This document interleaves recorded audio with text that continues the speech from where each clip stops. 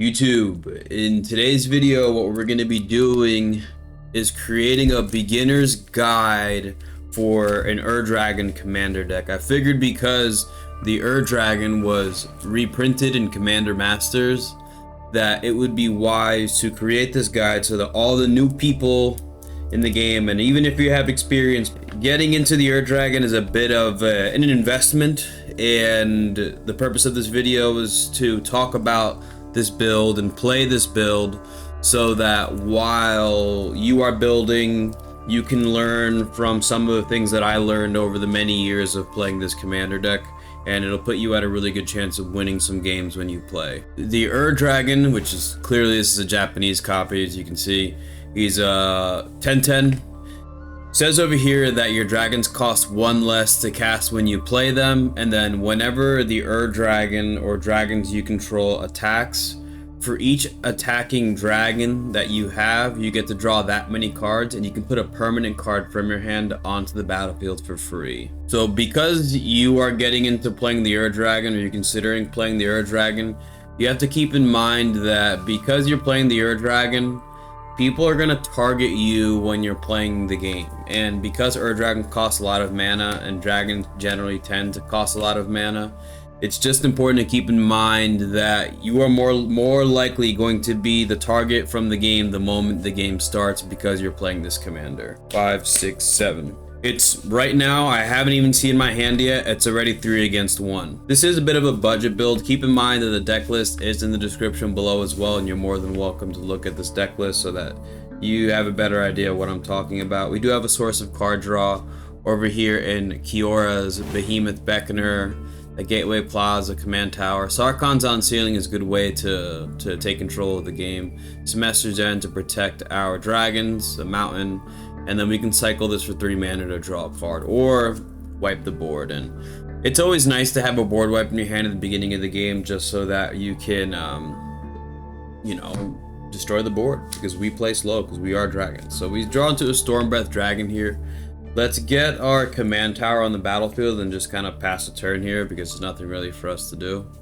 We'll draw into a Tranquil Promenade, which is another land similar to the one that we saw earlier. This one will be sacrificed unless we pay 1 mana. It does allow us to fix our mana though, so I will gladly tap this and put this into play tapped so that we just have almost all of our colors. So we'll untap, we'll draw. It's funny that we drew into this Angelic Chorus.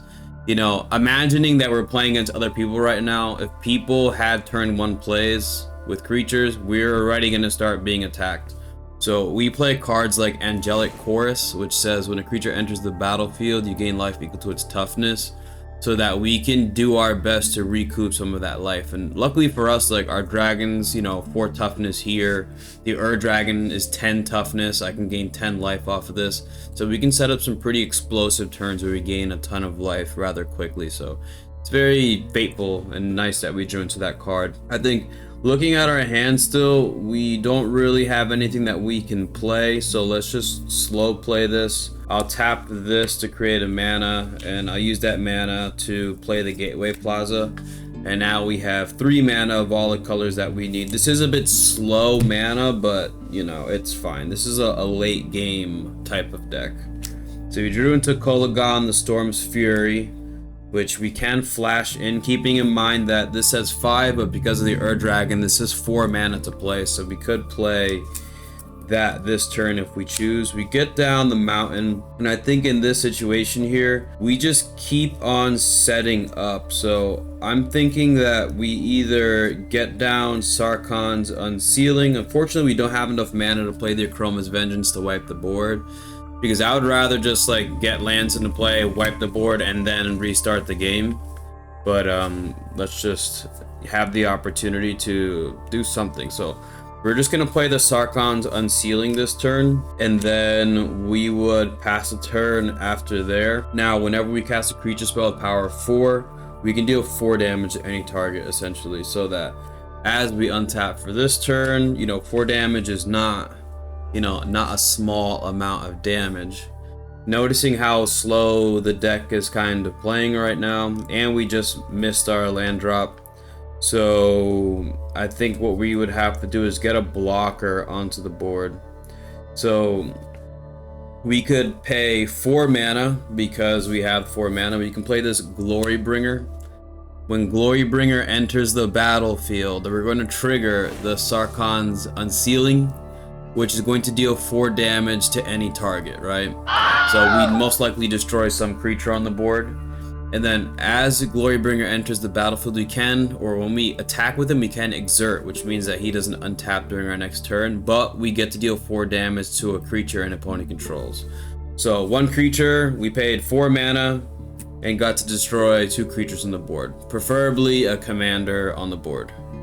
Now, as we untap and take our next turn, because he's exerted, he's not going to untap, we can draw into an adult gold dragon, which is nice because this does have flying, lifelink, and haste, so we can start to recuperate some of our life. But because we're not drawing into that mana, it's gonna be kind of tough for us. I think in this situation here, we just get the gold dragon on the board. So I'll pay 4, we'll play that gold dragon because this does have 4 power. We're going to deal 4 damage to another target creature. And this does have flying, lifelink, and haste, but I think that I would rather just save my life total here. I'd rather block with something, give me the opportunity to block another creature and my opponent controls, and gain life off of that block as well. So we would then end up passing here, we would untap, we'd have our Glory Bringer back. If somebody didn't wipe the board, we'd get to keep these creatures over here. We do draw into a mountain, so we play that mountain. And now that we're at 5 mana, we can start to do things. So, you know, we could hold up the mana here and play, just to, you know, play our Semester's End. This would allow us to exile our creatures and bring them back to the battlefield just in case an opponent removed, or tried to wipe the board. But I think that our board state isn't game winning at this point in time, so I don't think that this is really that important to me. I think that we just use this turn, now that we have 2 creatures, let's set up Kiora on the battlefield as our draw engine so we get more value as we cast our dragons. So we're gonna pay 3 mana. Let's get Kiora on the battlefield. She has 7 loyalty. We could +1 here in this situation to untap a permanent, but it doesn't matter to me at this point. We could attack with the Glory Bringer and exert it again to destroy a creature, but I think let's just use him as a blocker and we'll just sit back and wait. Then we would untap and draw into another plane, so we get another land onto the battlefield. And then in this situation here, we can start playing our dragons and then drawing cards because of Kiora. So I think what I'm gonna do is, let me see how much mana. We got 1, 2, 3, 4, 5, 6. If I tap 1, 2, 3, 4 mana for the Stormbreath Dragon, I can untap the permanent, have 3 mana left over, and I still won't be able to cast Semester's End. So I think that in this situation here, man, depending on the board state, because we got to 6 mana, I almost think that we activate Akroma's Vengeance here, just so that we can kind of wipe the board. We would lose our Sarkhan's Unsealing, but depending on where the board state is at right now, I think that this would be a wise decision to wipe the board. So we're just going to go to combat, and we would attack with these dragons, exerting this, and then we could tap all of our mana, and then cast Akroma's Vengeance and destroy all artifacts, creatures, and enchantments. So we would lose this, our 2 dragons, but more importantly, like, we haven't really ramped at all yet, so we're not really losing any mana rocks here, but any of our opponent's mana rocks, any of their enchantments, any of the other artifacts and creatures they have are now deleted essentially. And now that we've made it to this point in the game where we have kind of reset the game, we have 1, 2, 3, 4, 5, 6 mana. The whole point with this game and this deck is just to not be the first person to get knocked out of the game.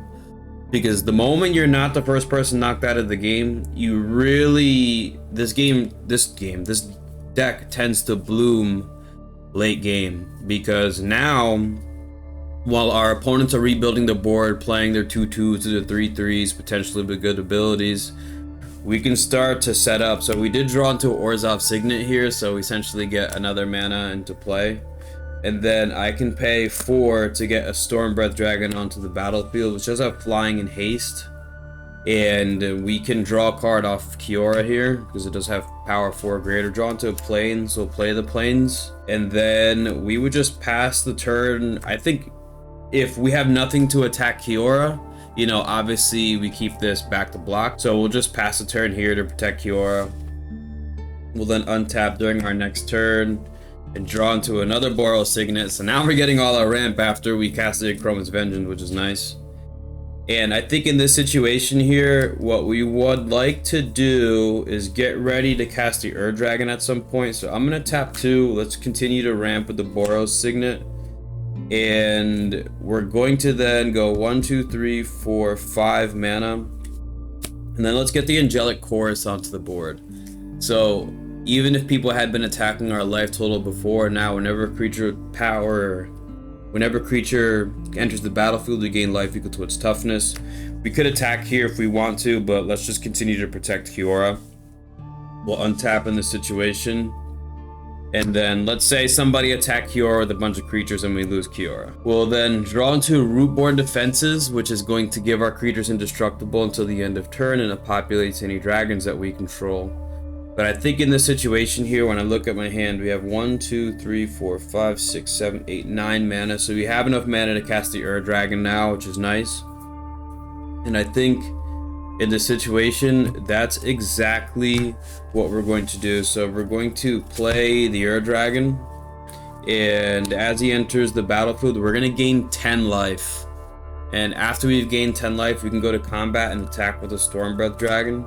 We'll draw a card, and then we could put a permanent we control into play, which is going to be...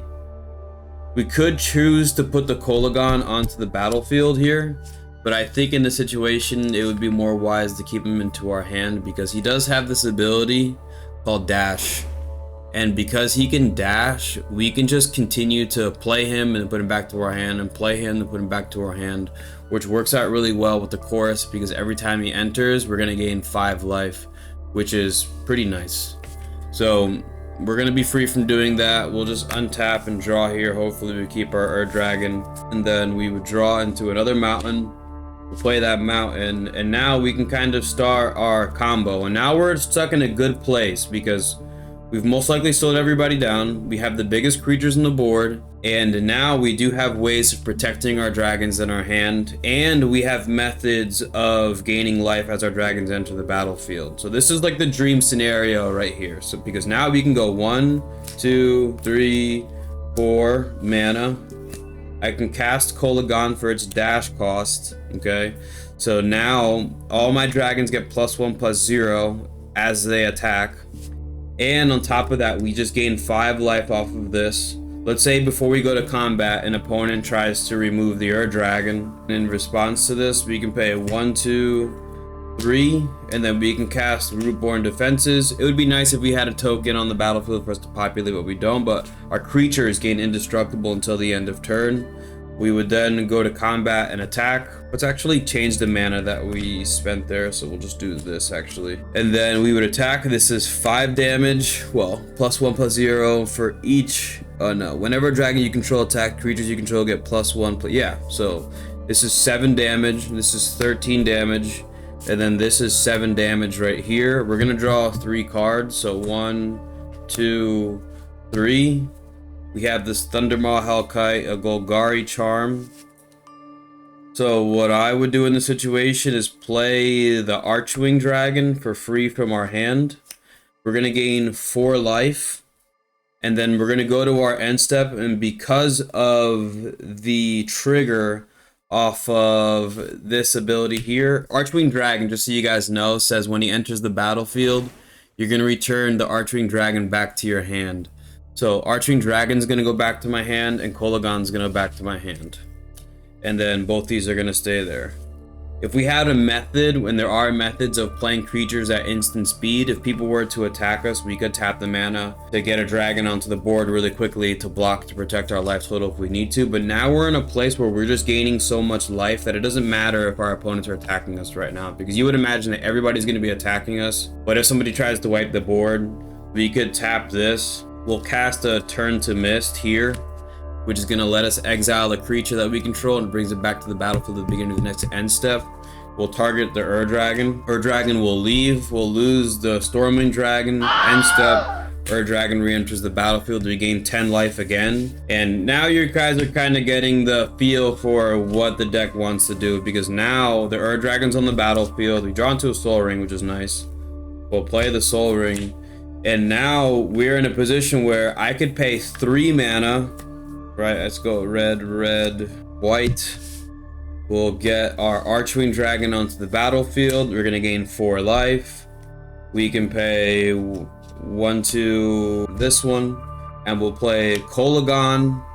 We'll dash him. We're gonna gain 5 life again. They both have oh, Kolagon doesn't have haste, so he shouldn't have attacked the last turn. But we're gonna be able to attack with the Archwing Dragon because he does have haste. We attack with the Ur-Dragon. We're gonna draw 1, 2 cards. We get a dragon onto the battlefield. We can put Hoarding Dragon onto the battlefield, or search our library for an artifact. And you guys are just getting, you know, the feel for what this deck generally does and how it plays. And that's that for the Ur-Dragon. So if anybody has any question in regards to how to play this deck, any particular scenarios that you can come up with your mind that I haven't covered in this video, you can bring up in the comment section below. Keep in mind that the deck list is in the description. And if you like videos like this and you have a commander you may want to see, I have over 100 and probably 30 or 40 commander decks at this point. So I can do guides for any of those commander decks because I've played every single one of them and can do videos similar to this for all of those decks. Okay, so hope you have an amazing day. Always remember, eat healthy, okay? Work out every single day. Most importantly, you guys got to remember to believe in yourself, all right? Peace out, people.